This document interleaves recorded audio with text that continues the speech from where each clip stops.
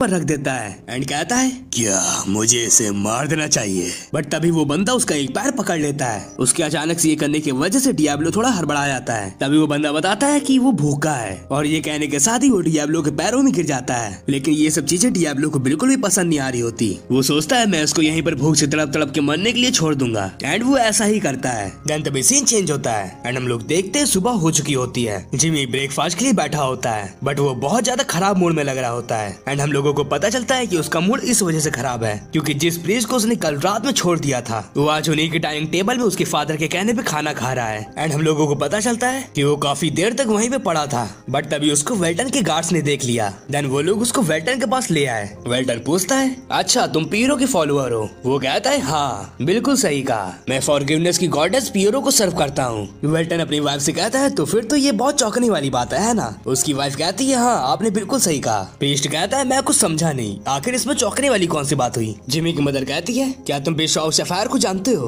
वो कहता है क्या, एक सेकंड, क्या आप एप्टन से हैं? वो बताती है मैं बेले हाउस होल्ड से हूँ। जिसको सुनते ही वो बंदा चौंक जाता है और पलक झपकते ही अपने घुटनों पे आ जाता है जिसकी वजह से जिमी हैरान हो जाता है। वो सोच रहा होता है आखिर वो अपने घुटनों पे कैसे आ गया क्योंकि जहाँ तक मैं ऑर्डर ऑफ पियरो के बारे में जानता हूँ उसके फॉलोअर जल्दी किसी के सामने घुटने नहीं टेकते। वो सिर्फ या तो एक बिशप के सामने घुटने टेकते हैं और या तो उससे भी ऊपर रैंक वाले के। वो काफी भोला बनते हुए पूछता है फादर आखिर ये आदमी मॉम के सामने घुटने क्यों टेक रहा है? वेल्टन कहता है ये बहुत लंबी कहानी है, मैं कभी तुम्हें बाद में बताऊंगा। जिसकी वजह से वो फ्रस्ट्रेट हो जाता है। देन सब लोग वहाँ से चले जाते हैं और सिर्फ वेल्टन एंड वो आदमी ही बात कर रहे होते हैं। वेल्टन उससे पूछता है आखिर तुम्हारे यहाँ पर आना कैसे हुआ क्योंकि इस रीजन के लोग पियरो के बारे में नहीं जानते, कहीं तुम उनमें अपना प्रोपेगेंडा तो फैलाने नहीं आए हो? वो कहता है नहीं मैं तो बस और बस यहाँ पर किसी का पीछा करते हुए आया हूँ। आर्गुनस पूछता है किसका पीछा? वो बताता है मैं ऐसे इंसान का पीछा कर रहा हूँ जो कि ह्यूमंस एंड बाकी क्रिएचर्स पे काफी खतरनाक एक्सपेरिमेंट करता है जिसको कि सदियों पहले ही बंद कर दिया गया था। मैं ढूंढ रहा हूँ एक काइमेरा मेकर को। ये बात सुनते ही आर्गुनस हैरान हो जाता है एंड कहता है क्या तुम ये कहना चाहते हो कि मेरे किंगडम में भी एक काइमेरा मेकर है? आखिर वो है कौन? वो आदमी कुछ भी बताने से मना कर देता है। वो कहता है अगर आप मेरी मदद करेंगे तो मैं ये सब इन्फॉर्मेशन आपको दे सकता हूँ, सो मैं बस और बस आपका सपोर्ट चाहता हूँ। वेल्टन काइमेरा मेकर के बारे में सोचने लगता है और हम लोगों को पता चलता है काइमेरा मेकर उसको कहते हैं जो कि तरह तरह के एक्सपेरिमेंट करके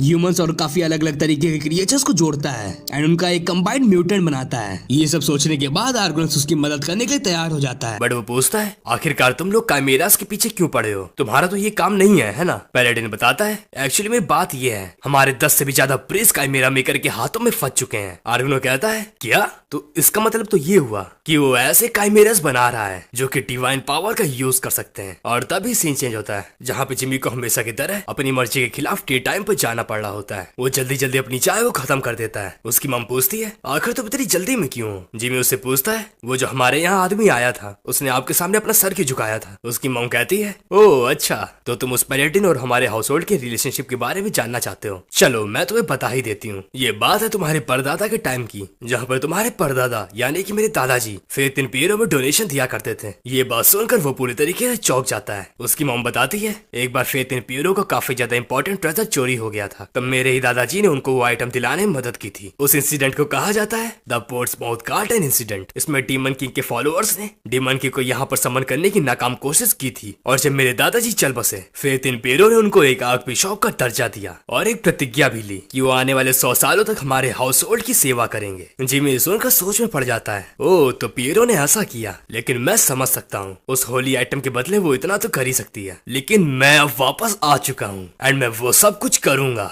जो कि पियरो को उसके अंत तक ले जाएगा। उसकी मॉम उसको टोकती है जिसकी वजह से वो अचानक से काफी ज्यादा भोला बन जाता है और वो लोग वापस से चाय पीने लगते हैं। देन हम लोग देखते हैं जेनेट के ऑर्फनेज को जहाँ पर एक ब्रदर खड़ा होता है। देखो यहाँ पर ब्रदर मतलब भाई नहीं है, यहाँ पे ब्रदर एक उपाधि की तरह है। ब्रदर सब बच्चों को इकट्ठा करते हुए कहता है यहाँ शीनो की ये आखिरी रात है और आज ये शीनो एक नई जर्नी के लिए निकल जाएगा, तो हम सभी लोगों को उसके लिए प्रार्थना करनी चाहिए। कुछ टाइम बाद शीनो वहाँ से निकलने ही वाला होता है बट वहाँ पर उससे आखिरी बार मिलने रिकी और एना आ जाते हैं। शीनो उनको देखकर काफी खुश हो जाता है। रिकी उससे कहता है ब्रदर ने मुझको बताया था कि कुछ टाइम बाद मैं भी प्रीस्ट बनने के एलिजिबल हो जाऊंगा, इसीलिए वहाँ पर अकेला होकर रोना मत क्योंकि वहाँ पर थोड़ी देर बाद मैं भी आ जाऊंगा। शीनो कहता है नहीं तुम मेरी चिंता मत करो, वैसे मैं तुम्हारा वहाँ पर इंतजार करूंगा। तभी उसकी हॉर्स कार वहाँ से चलने के लिए निकल जाती है। रिकी कहता है मैं भी एक न एक दिन ब्रदर जरूर बनूंगा। कुछ टाइम बाद शीनो की कार कहीं पर रुकती है। ब्रदर कहता है शीनो हम लोग यहाँ पर पहुंच चुके हैं। शीनो कहता है क्या इतनी जल्दी? जब शीनो वहाँ से बाहर निकलकर आसपास आसपास का नजारा देखता है तो उसको वो जगह हेडक्वार्टर्स की तरीके बिल्कुल नहीं लग रही होती, और तो और वो अपनी जगह से ज्यादा दूर भी नहीं आए हैं। वो ब्रदर से घबराते हुए पूछता है क्या ये सही में हेडक्वार्टर्स हैं? ब्रदर हंसते हुए कहता है मेरे पीछे आओ। शीनो को वहाँ पर डर लग रहा होता है। वो कहता है हम लोग पक्का खो तो नहीं गए हैं ना? ब्रदर कहता है नहीं नहीं, मैंने बस जितना कहा है तुम उतना करो, मेरे पीछे आओ। वो उसके पीछे पीछे अंदर जाने लगता है, बट वो अंदर जाने से पहले अपने पास से एक बुक वहीं पर ही गिरा देता है। ब्रदर उसको कोई बेसमेंट में ले जाने लगता है। शीनो पूरे रास्ते बस यही चिल्ला रहा होता है क्या हम सच में सही जगह पर हैं? ब्रदर कहता है हम लोग पहुंच चुके हैं। शीनो जैसे ही दरवाजा खोलता है उसको देखता है एक मॉन्स्टर। वो ब्रदर से कहता है ये जगह बहुत ज्यादा डरावनी है, और तो और मुझे उस रूम में कोई दिखा। ब्रदर एक जगह पहुंचते हुए कहता है बिशॉप मैं उसको ले आया हूँ। हम लोग देखते हैं वहाँ पे ऑर्डर ऑफ जेनेट का बिशॉप खड़ा होता है। उसको देखकर शीनो चौंक जाता है। वो उससे कहता है फादर मुझे ऐसा लगा था मुझे गॉड के द्वारा चुना गया है, लेकिन ये जगह तो बहुत ज्यादा डरावनी है और मैंने वहाँ पर कोई मॉन्स्टर को भी देखा। बिशॉप कहता है शीनो तुम चुने ही गए हो। शीनो रोते हुए कहता है अगर ऐसी बात है तो मैं इस डरावनी जगह पर क्यों लाया गया हूँ? मुझे तो अभी हेडक्वार्टर्स में होना चाहिए है ना? बिशॉप कहता है क्योंकि यही वो जगह है जहाँ पर हम लोग अपने प्लान्स को अंजाम देंगे। मुझे ये देखने के लिए बिल्कुल भी सब्र नहीं हो रहा कि तुम जैसा इनोसेंट चाइल्ड कौन से क्रिएचर्स में बदलेगा। अंदर आओ। और जैसे ही वो एक जगह की गेट खोलता है हम लोग देखते हैं उसके अंदर होता है एक मॉन्स्टर। वो शीनो की ओर हाथ बढ़ाते हुए कहता है ओह क्या बात है,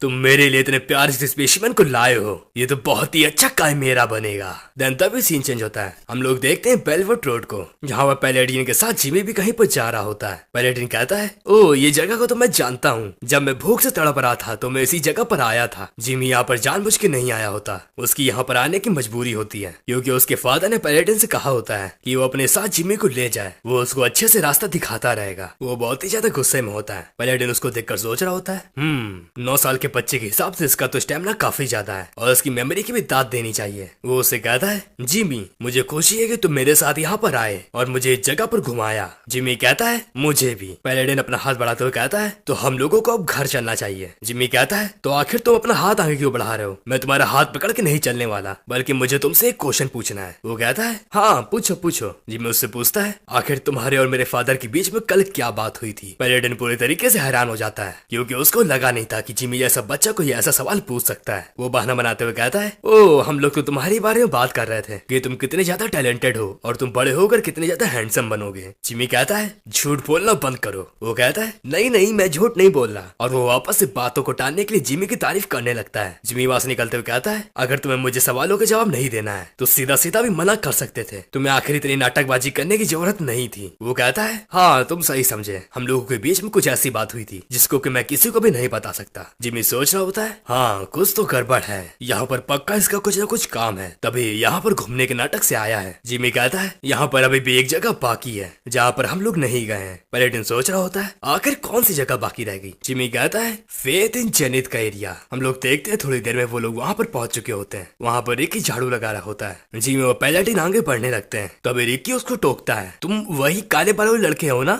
मैंने सही कहा ना? पैलेडिन कहता है जिमी वो तुम्हारी तरफ इशारा कर रहा है, क्या तुम उसको जानते हो? जिमी उसको पहचान जाता है कि वो वही लड़का था जो कि कुछ टाइम पहले उससे टकराया था, बट वो फिर भी नाटकबाजी करने लगता है और कहता है नहीं नहीं मैं इसको नहीं जानता। रिकी कहता है आखिर तुम अनजान बनने का नाटक क्यों कर रहे हो? वैसे तुमने क्या अपने बालों में कलर करवाया है? और वो भागते हुए उसके पास जाने लगता है, लेकिन उसके चलते हुए एक घोड़े गाड़ी के बीच में आ जाता है। उसकी स्पीड बहुत ज्यादा होती है। रिकी डर के मारे वहीं पर ही फ्रीज हो जाता है और रोने लगता है। पैलेडिन उसको बचाने के लिए आगे बढ़ता है, बट उसको भी अपने ऊपर पूरा भरोसा नहीं होता कि वो उसको इतनी जल्दी बचा पाएगा।